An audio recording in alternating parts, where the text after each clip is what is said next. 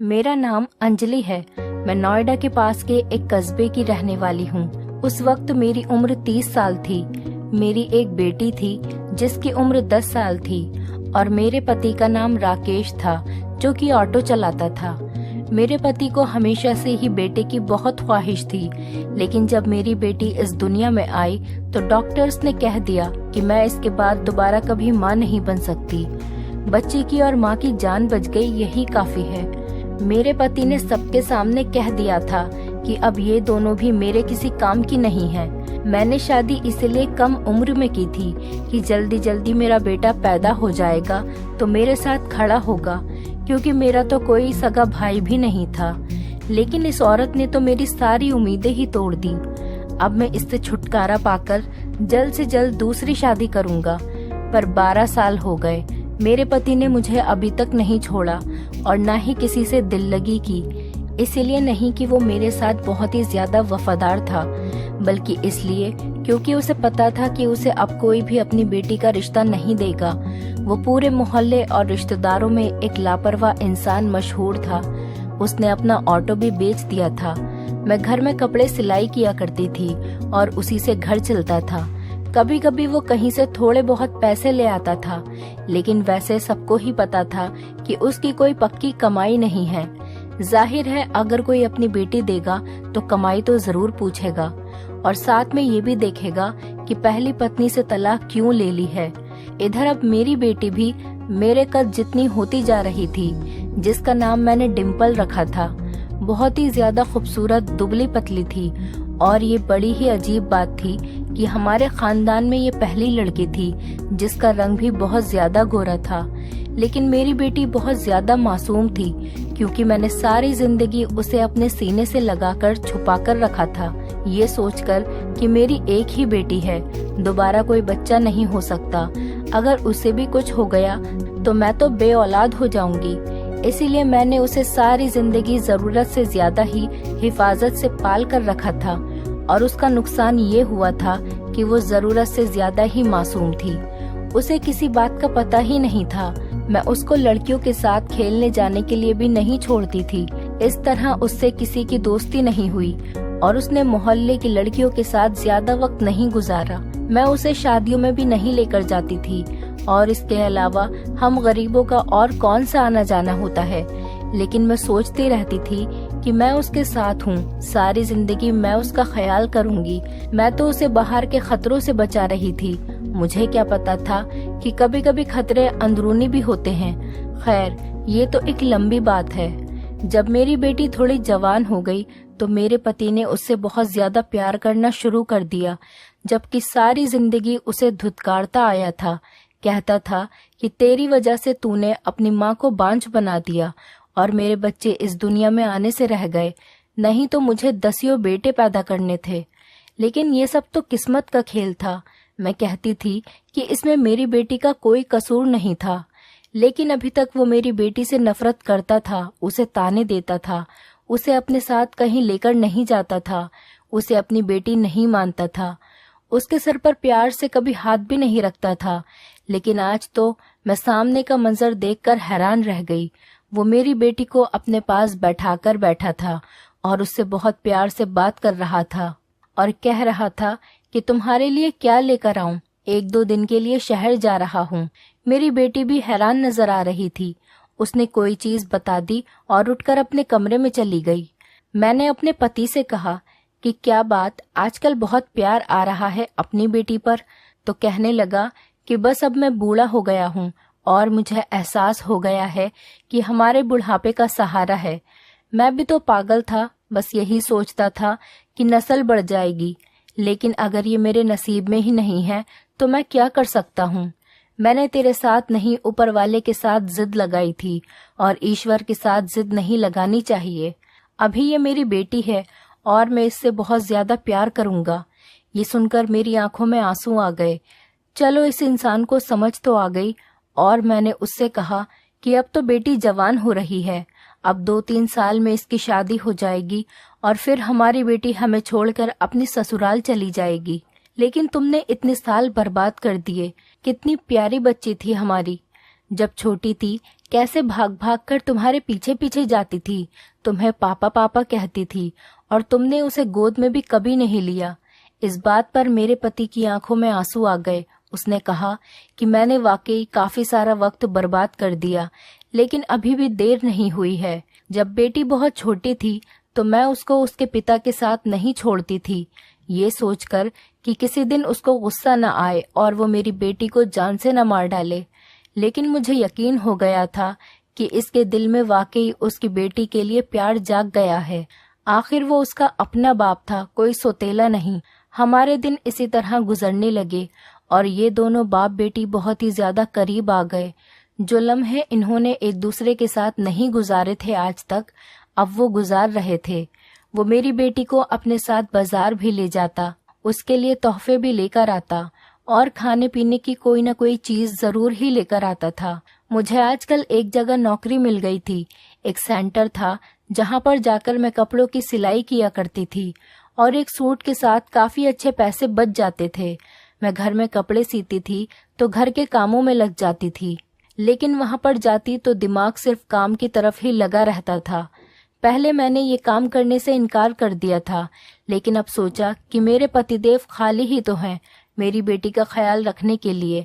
जवान बच्ची को घर में अकेला छोड़कर तो नहीं जा सकती थी, लेकिन आजकल घर के हालात कुछ और ही थे। इसलिए मैंने सोचा कि मैं ये काम कर लेती हूँ, और मैं ये काम करने के लिए रोज जाती थी। शाम को जब वापस आती थी, मेरी बेटी मुझे रोज खुशी खुशी बताती थी कि आज पापा ने मुझे ये चीज ला कर दी, आज वो मेरे लिए सूट लेकर आए, और आज हम सैर करने गए थे। मैंने गोलगप्पे भी खाए थे, आइसक्रीम भी खाई थी। लेकिन कुछ दिनों से मेरी बेटी मुझे ये सब बातें नहीं बता रही थी, बल्कि कहीं खोई हुई थी।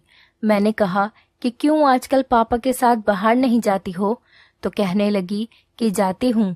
तो फिर मुझे क्यों नहीं बताती कि पूरा दिन क्या किया है? मैं तो काम ही करती रह जाती हूँ, तुम दोनों के ही तो मजे हैं। मुझे बताया तो करो, कम से कम मैं सुनकर ही खुश हो जाया करूंगी। मैं अपनी बेटी से मुस्कुराकर बात कर रही थी क्योंकि मैं उसके लिए खुश थी, लेकिन वो बिल्कुल भी खुश नजर नहीं आ रही थी। फिर मेरी बेटी बीमार रहने लगी। कभी कहती मेरी कमर में दर्द है, तो कभी कहती मेरी टांगों में दर्द है। मुझे समझ ही नहीं आ रहा था उसके साथ क्या हो रहा है। एक ही डॉक्टर थी हमारे पूरे गांव में, उससे बात की तो उसने कहा कि बच्ची जवान हो रही है, इसीलिए ये सब कुछ हो जाता है। तुम ज्यादा फिक्र मत करो, जब इसे दर्द हो तो दर्द की गोली दे दिया करो, इसकी खुराक बेहतर करो, दूध वगैरह दिया करो तो ठीक हो जाएगी। मैंने कहा कि ठीक है। मैंने उस बात पर ज्यादा ध्यान नहीं दिया। और अजीब बात यह भी थी कि आजकल मेरा पति वैसे तो बहुत खुश था, उसका मूड भी बहुत अच्छा था। काफी दिनों से उसने मेरे साथ झगड़ा भी नहीं किया था, घर में पैसे भी लेकर आ रहा था, लेकिन मुझसे दूर दूर भाग रहा था। हमारी कौन सी अभी इतनी उम्र हुई थी, और अगर वो इतना ही खुश था तो थोड़ी सी मोहब्बत मेरे साथ भी तो बांट सकता था। सारी जिंदगी तो मेरे साथ लड़ता ही रहा था, लेकिन वो मुझसे ऐसे दूर भाग रहा था जैसे मैं उसके लिए गैर हूँ। मैं उस बात पर थोड़ी हैरान थी, लेकिन मेरे इतने काम थे कि मेरे पास कुछ और सोचने और करने के लिए वक्त ही नहीं था। एक दिन मैंने अपने पति को कहा कि अपनी बेटे के लिए कोई रिश्ता देखते हैं। उसने कहा कि अभी से? तो मैंने कहा कि रिश्ता होते हुए भी तो 1-2 साल लग ही जाएंगे, और शादी भी तो जवानी में ही होनी चाहिए। अभी तक हम लोग भी जवान हैं, और देखो भगवान की करनी हमारी बच्ची भी जवान हो गई है। हमने कौन सा इससे नौकरी करवानी है, जब कुछ नहीं करवाना तो शादी करवा देते हैं। मेरे पति ने कहा कि नहीं, अभी तो नहीं, अभी तो ये बहुत छोटी है, मैं तो इसकी शादी 20 साल की उम्र तक ही करूंगा। जब तक ये 20 साल की नहीं हो जाती मैं इसकी शादी नहीं करूंगा। मैंने कहा कि 20 साल तो बहुत ज्यादा हैं, 18 साल सही है। तो उसने कहा कि नहीं, जब तक लड़की समझदार न हो जाए उसकी शादी नहीं करनी चाहिए, इससे पहले उसकी शादी करना जुल्म होता है। मैंने कहा कि काश मेरे बारे में भी कोई ऐसा सोच लेता, तुमने तो मुझ पर 16 साल की उम्र से ही जुल्म करना शुरू कर दिया था। उसने कहा कि हम तो अनपढ़ जाहिल लोग थे, हमें किसी बात का पता नहीं था, कोई मशवरा देने वाला भी नहीं था। हमारे माँ बाप भी हमारी तरह ही थे, लेकिन अब हमने दुनिया देख ली है तो अब हम भी ऐसा फैसला नहीं करेंगे, और फिर हमारी एक ही तो बेटी है। मेरे पति ने ये बात बड़े प्यार से की थी, वरना सारी जिंदगी इस बात को उसने मेरे लिए ताना ही बनाया था कि एक ही बेटी पैदा कर पाई, उसके बाद बांझ हो गई। क्या करूं मैं इसका? ये कोई मेरी नस्ल थोड़ी बढ़ाएगी, ये तो मेरा खर्चा करवाकर अपने घर चली जाएगी। बहुत दिल दुखाया था मेरे पति ने मेरा, लेकिन मैंने उसे फिर भी माफ कर दिया था, ये सोचकर कि वो मेरी बेटी का बाप है। लेकिन मुझे ये नहीं पता था कि एक दिन वो कुछ ऐसा कर बैठेगा कि मैं उसे माफ नहीं कर पाऊंगी। एक दिन मुझे मेरी बेटी की तबीयत सुबह से ही कुछ ठीक नहीं लग रही थी, और फिर ऐसा हुआ कि वो दोपहर तक बेहोश हो गई। मैं उसे डॉक्टर के पास ले गई तो डॉक्टर ने ऐसी बात बताई कि सुनकर मैं हैरान हो गई। मैंने कहा कि मेरी बेटी ऐसी बिल्कुल भी नहीं है। उसने कहा कि आपकी बेटी के साथ वही हो रहा है जो नहीं होना चाहिए। मैं अपनी बेटी को घर लेकर आई और फिर उसके मुंह पर थप्पड़ मार के पूछा कि तूने किसी के साथ कोई चक्कर तो नहीं चलाया। वो मेरे पैरों में गिरकर रोने लगी कि मैंने ऐसा कुछ भी नहीं किया माँ। फिर उसने मुझे ऐसी बात बताई कि आज ऐसा लगा कि जैसे आसमान मेरे सर पर गिर गया हो, मेरे पैरों के नीचे जमीन ही न हो और दुनिया के सारे पत्थर मुझे लग रहे हैं। मेरी आंखें भर गईं। मैंने अपने आप को कमरे में बंद कर लिया और 2 घंटे के बाद बाहर निकली और बेटी से पूछा कि झूठ तो नहीं बोल रही। उसने कहा कि सच बोल रही हूँ माँ, मेरी बात का यकीन कीजिए। फिर रात को मेरे पति ने ऐसा मंजर देखा कि वो हैरान रह गया। मैंने अपनी बेटी को अपने कमरे में सुलाना शुरू कर दिया। मेरे पति ने कहा कि उसको यहाँ क्यों सुलाया है, इसका तो अपना कमरा है। मैंने कहा कि अब से ये यहीं सोया करेगी। उसने कहा कि फिर मैं कहाँ जाऊं? तो मैंने उससे कहा कि तुम्हारी जहां मर्जी वहां चले जाओ। मेरे पति ने कहा कि तुझे क्या हो गया है, तूने अपना मुंह क्यों बना रखा है? मैंने कहा कि मैंने मुंह नहीं बनाया, मैं अपनी बेटी को गले से लगाकर ही सोऊंगी। और अभी भी मेरी आंखों से आंसू निकल रहे थे। अगले दिन से मैंने काम पर जाना भी छोड़ दिया और फिर से घर में ही कपड़े सीने लगी। मेरे पति ने कहा कि काम पर क्यों नहीं जा रही? तो मैंने कहा कि काम छोड़ दिया। मेरी इस बात पर वो बहुत हैरान हो गया। उसने कहा कि इतना अच्छा काम तुमने क्यों छोड़ दिया? मैंने कहा कि हाँ, मैंने छोड़ दिया, और वैसे भी तुम्हें क्या, अच्छा हो या बुरा, मेरा दिल नहीं किया करने का तो मैंने छोड़ दिया। और तुम भी अपने ऊपर तवज्जो दो, जो तुम कर रहे हो अच्छी बात नहीं है, इसीलिए अपने आप को बदलो। ये सुनकर मेरे पति ने मुझे हैरानी से देखा। पता नहीं क्या बोलती रहती है ये पागल औरत। दरअसल उसको मेरी बातें समझ में आ गई थी। इतना तो वो कोई छोटा बच्चा नहीं था। मेरा इशारा यही था कि वो अपने आप को सुधार ले, और वो इस बात पर लड़ाई करता कि इसको कमरे से निकालो। मैंने अपने पति से कहा कि मुझे कोई जरूरत नहीं है तुम्हारी, और वैसे भी तुम्हारा मेरे बगैर गुजारा होता है, तो अब क्या है? उसने कहा कि पत्नी हो तुम मेरी, मुझे तुम्हारी जरूरत है। मैंने कहा कि मुझे तुम्हारी जरूरत नहीं है, मेरी बेटी मेरे साथ ही सोएगी। अगर तुमको कोई मसला है तो फिर मैं अपनी बेटी के कमरे में चली जाती हूँ। लेकिन उस कमरे के अंदर दरवाजा नहीं था, इसलिए मैं वहां नहीं जाना चाहती थी। हम लोग गरीब थे, हमसे एक दरवाजा भी लगाया नहीं जा रहा था। दिन इसी तरह गुजरने लगे और मेरी बेटी की तबीयत ठीक होने लगी। मैं घर में काम नहीं करती थी, इसीलिए मुझे बहुत नुकसान हो रहा था। हमारे घर के हालात फिर से खराब हो गए। मेरे पति ने सामान लाना फिर से छोड़ दिया। अब मैं उसके साथ अपनी बेटी को कहीं बाहर नहीं जाने देती थी। मैं कमरे में सुकून से सो रही थी। मैंने खाना बनाकर पहले ही किचन में रख दिया था। मेरी बेटी ने मुझे जगाया और कहा, माँ भूख लगी है, आकर खाना खा लो। मेरा पति भी बाहर बैठा था। हम लोगों ने मिलकर खाना खाया और उसके बाद मुझे होश ही नहीं रहा कि मैं कहाँ हूँ। आधी रात को मेरी आंख खुली तो ये देखकर कदमों तले से जमीन निकल गई कि मेरी बेटी तो मेरे पास नहीं थी। मैं फौरन उठी और बाथरूम की तरफ गई कि शायद वो बाथरूम में होगी, लेकिन वहां पर भी नहीं थी। इसके बाद मैंने ऐसा मंजर देखा कि मेरे कदमों के नीचे से जमीन निकल गई। मेरी बेटी अपने कमरे में सो रही थी और मेरा पति चारपाई पर बैठा था। मैं उसे कुछ पल देखती रही। उसने कहा, क्यों पागलों की तरह घूर के देख रही है? उसने कहा कि जाकर सो जा चल और यहाँ से जा। उसने खाने में नींद की दवाई मिलाई थी, वरना मुझे कभी भी ऐसी बेहोशी वाली नींद नहीं आती थी। मुझे पता ही नहीं चला कि मेरी बेटी कब उठकर गई। सुबह मेरी बेटी को बुखार था और उसको होश ही नहीं आ रहा था। मैं बहुत ज्यादा परेशान थी। एक मोहल्लेदार औरत को उसके पास बैठाया और दिल में एक फैसला कर लिया। मैं मोहल्ले में गई और पाड़ वाले की दुकान से फावड़ा ले आई। रात को पूरे मोहल्ले की बिजली खराब थी, लेकिन सर्दियां थीं, इसीलिए सब लोग सुकून से सो रहे थे। हर तरफ सन्नाटा पसरा हुआ था, बहुत खामोशी सी छाई हुई थी। सुबह हुई तो मेरी आंख जल्दी ही खुल गई थी और मैं अपने काम में व्यस्त थी, लेकिन अचानक दरवाजे की कुंडी बजी।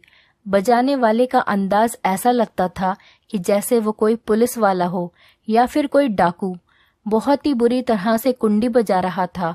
मैं घबरा गई और मैंने फैसला कर लिया कि मैं दरवाजा नहीं खोलूंगी। मेरी बेटी भी उठ गई और उसने कहा कि माँ, क्या हो रहा है और आप क्या कर रही हैं? ये आंगन क्यों खुदा पड़ा है और पापा कहाँ हैं? मैंने कहा कि उस आदमी को पापा कहने की जरूरत नहीं है। मेरी बेटी ने मुझे देखा तो उसके मुंह से चीखें निकल गईं। उसने कहा कि आपके कपड़ों पर ये क्या लगा हुआ है? मैंने कहा कि पागल, ये तो बाथरूम में गिर गई थी ना, इसलिए कई जगह चोटें लग गई हैं और यही वजह है कि मेरे कपड़ों पर ये सब लग गया है। तुम घबराओ नहीं, मैं तेरी माँ हूं ना, मैंने सब कुछ ठीक कर दिया है। लेकिन बाहर बार बार कुंडी बज रही थी। उसने कहा कि दरवाजे पर कौन है और ये हमारे घर का दरवाजा क्यों तोड़ रहे हैं? मैंने कहा कि अपना सामान उठा और बराबर वाली आंटी के घर चली जा और वहां पर ही रहना जब तक कि मैं तुझे लेने के लिए नहीं आती। मैं बहुत घबरा गई और मैंने उसका थोड़ा बहुत सामान पैक कर दिया और बराबर वाली के घर भेज दिया। वो मेरी बहुत अच्छी सहेली थी। मैंने अपनी सहेली को अपने सारे जेवर और जमा किए हुए सारे पैसे दे दिए। मैंने कहा कि जब तक मेरी बेटी तुम्हारे पास है, इसका बहुत ज्यादा ख्याल रखना और जरूरत पड़ने पर कुछ दिनों के लिए इसे दूर भेज देना और इसको यहाँ से लेकर चली जाओ। और तू हमेशा कहती थी ना कि ये तुझे अपने बेटे के लिए बहुत पसंद है, तो इसे अपनी बहू बनाना और हमेशा अपने पास रखना। मेरी सहेली को सब कुछ पता था कि मैंने क्या किया है। सच्ची सहेली होने की वजह से वो मुझसे ये वादा करके गई कि मेरी बेटी का बहुत अच्छे से ध्यान रखेगी, अपनी औलाद से भी ज्यादा। और अब मेरी बेटी उसके हवाले थी। मेरे पास खोने के लिए कुछ भी नहीं था। मैं घर में बिल्कुल अकेली थी। लोग बार बार कह रहे थे कि बहन, दरवाजा खोलो, नहीं तो हम दरवाजा तोड़ देंगे। और जब मैंने दरवाजा नहीं खोला तो उन्होंने दरवाजा तोड़ने की तैयारी कर ली। मैं डरी हुई थी, पर जिसका डर था वो तो पहले ही हो चुका था। मैंने अपने आंसू साफ कर लिए। कुछ देर के बाद दरवाजा टूट गया। पुलिस वाले और कुछ न्यूज चैनल वाले अंदर आ गए और सामने का मंजर देखकर हैरान रह गए। उन्होंने जब आंगन खुदा हुआ देखा और वहां की मिट्टी को गीला पाया तो वो सारा माजरा समझ गए। फिर पुलिस ने गड्ढे से मिट्टी हटाई तो वहां पर मौजूद सब लोगों की आंखें फटी रह गईं। मैं बिल्कुल ऐसी खड़ी थी कि जैसे कुछ हुआ ही न हो। वो मुझे हैरान होकर देख रहे थे। लेडी कांस्टेबल ने मुझे पकड़ लिया और मैंने कहा कि मुझे कोई अफसोस नहीं। पूरे मोहल्ले में ये बात फैल गई थी। उन्होंने कहा कि बेटी कहाँ है? मैंने कहा कि वो किसी के साथ भाग गई है। मुझे नहीं पता कि वो कहाँ पर है। मैंने झूठ बोल दिया था। जाहिर सी बात है, मैं नहीं चाहती थी कि वो मेरी बेटी से सवाल जवाब करे और उसे भी पता चले कि मैंने क्या किया है। पर उस वक्त सबसे बड़ा सवाल ये भी था कि मेरा पति कहाँ था। वो वहीं था जहां उसे होना चाहिए था, क्योंकि जो उसने किया था उसके बाद उसकी वही जगह थी। वो लोग मुझे लेकर वहां से चले गए। हर इंसान मुझे ऐसे देख रहा था कि जैसे मैं इस दुनिया की ही नहीं हूँ, कि जैसे मैंने कोई ऐसा काम कर दिया है जो किसी से उम्मीद नहीं किया जा सकता। तो मैंने कुछ ऐसा ही किया था, लेकिन उस मुकाम पर पहुंचाने वाला भी मुझे मेरा ही पति था। कोई मेरे करीब नहीं आ रहा था। सब मुझसे ऐसे डर रहे थे जैसे मैं इंसान नहीं कोई डायन हूँ, क्योंकि हरकत ही मैंने कुछ ऐसी ही की थी। उस पाड़ की दुकान वाले से भी पूछताछ कर रहे थे। उसने कहा कि इसने तो मुझसे कहा था कि मुझे बड़ा सा फावड़ा चाहिए, मेरे घर में कुछ काम चल रहा है। मुझे क्या पता था कि यह औरत ऐसा करेगी। मोहल्ले वाले भी कह रहे थे, ये तो बड़ी अच्छी औरत है, सारे मोहल्ले के कपड़े सीती थी, अच्छी भली थी, बिल्कुल किसी के साथ ना कोई लड़ाई ना कोई झगड़ा, इसका तो ऐसा कोई मसला ही नहीं था। पता नहीं इसको क्या हो गया, हम लोग तो खुद हैरान हैं। और इसकी बेटी भी कहाँ है, हमें ये भी नहीं पता चला। मेरी सहेली ने बयान दिया कि मैं उसकी दोस्त हूँ और पता नहीं ये सब कुछ कैसे हुआ है। उसने मेरी बेटी को कहीं पहुंचा दिया था और ये उसका बहुत बड़ा एहसान था मुझ पर। इसके बाद मुझसे एक मीडिया वाली लड़की ने बहुत प्यार से पूछा कि आपने आखिर ऐसा क्यों किया, अपने ही पति को मारकर उसको इस गड्ढे में दबाकर आपको क्या मिला। लेकिन मैं बोल पड़ी। मैंने कहा कि कोई भी औरत ऐसा क्यों करेगी, भला तुम तो पढ़ी लिखी हो, तुम्हें तो पता होगा कि कोई इस मुकाम तक कैसे पहुंचता है। वो इंसान इसी काबिल था और मैंने कसम खाई थी कि उसका यही अंजाम करूंगी, क्योंकि वो अपनी बेटी के साथ ही गलत संबंध बनाता था, मेरी बेटी के साथ गंदी हरकतें करता था। मुझे लगा उसकी मोहब्बत जाग गई है, लेकिन उसकी मोहब्बत नहीं जागी थी, उसके अंदर की हैवानियत जाग गई थी। इसीलिए मैंने उसे मारकर बिल्कुल ठीक किया। जब ये बात सामने आई तो लोग भी यही कहने लगे कि मैंने बिल्कुल ठीक किया है। इस समाज को भी तो पता चले कि किसका साथ देना है। लेकिन अब सारे लोग मेरे साथ थे। उनका कहना था कि तुमने बहुत अच्छा किया, इसको सबके लिए सबक बना दिया। और अब सब ये सोच रहे थे कि आखिर वो किस किस्म का बाप था, सौतेला तो नहीं था, उसका अपना सगा बाप था। फिर भी उस मुकाम तक कैसे पहुंच गया कि उसने ये हरकत कर ली। मुझ पर मुकदमा भी चला और फिर सजा भुगतने के बाद मुझे कुछ सालों के बाद ही छोड़ दिया गया। जब वापस आई तो मेरी बेटी अपनी शादीशुदा जिंदगी में बहुत खुश थी और उसका एक प्यारा सा बेटा भी था। मैंने उससे कहा कि उसकी बहुत अच्छी परवरिश करना। मेरी बेटी मुझसे गले लगकर फूट फूट कर रो रही थी, क्योंकि उसे अखबार के जरिए सब कुछ पता चल गया था। दोस्तों, उम्मीद करती हूँ आपको हमारी कहानी पसंद आई होगी। कहानी पसंद आई है तो वीडियो को लाइक करें, चैनल पर नए हैं तो चैनल को सब्सक्राइब करें और हाँ, नोटिफिकेशन बेल को जरूर दबाएं ताकि अगली अपडेट सबसे पहले आपको